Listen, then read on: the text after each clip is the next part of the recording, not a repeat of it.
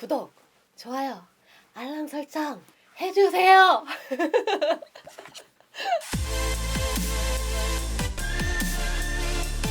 이건 제 친구가 야, 그런데 아침에 출근 중에 사고가 났어. 출근 중에 사고가 났단 말이야.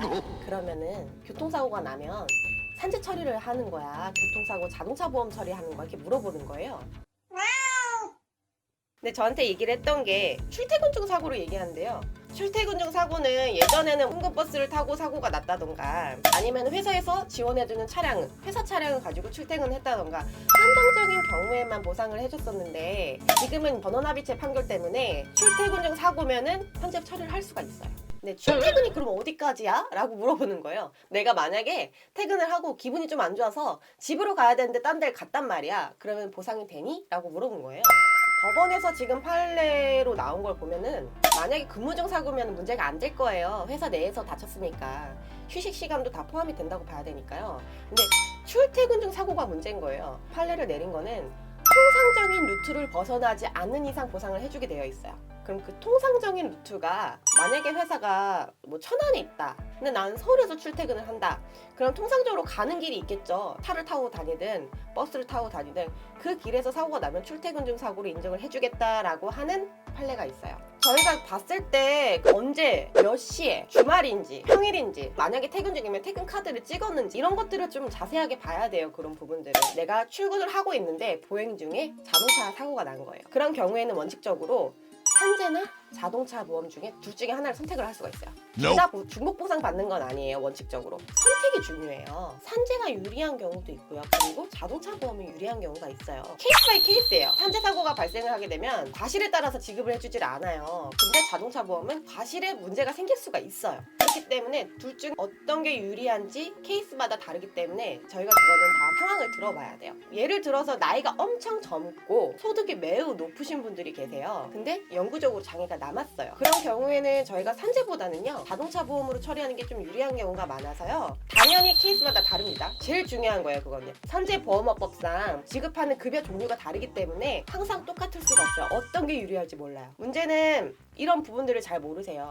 특히 일용직 근로자분들이 저희한테 제일 많이 물어보시는 게 산재보험 처리를 해주겠다고 한다. 아니면 얼마를 받고 공상 처리를 해달라고 얘기를 한다. 그리고 요거는 실비가 되느냐. 이것까지 이렇게 3세트로 물어보세요. 산재 처리를 하셔도 되고 공상 처리를 하셔도 되고요. 실비 처리하는 거는 문제는 없으세요.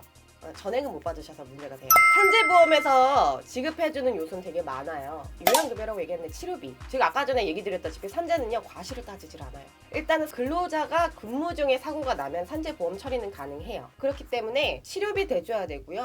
만약에 장애가 남으면 장애급여 내주고요. 그리고 휴업손해도 휴업급여라는 항목이 있어요. 평균 임금의 70%.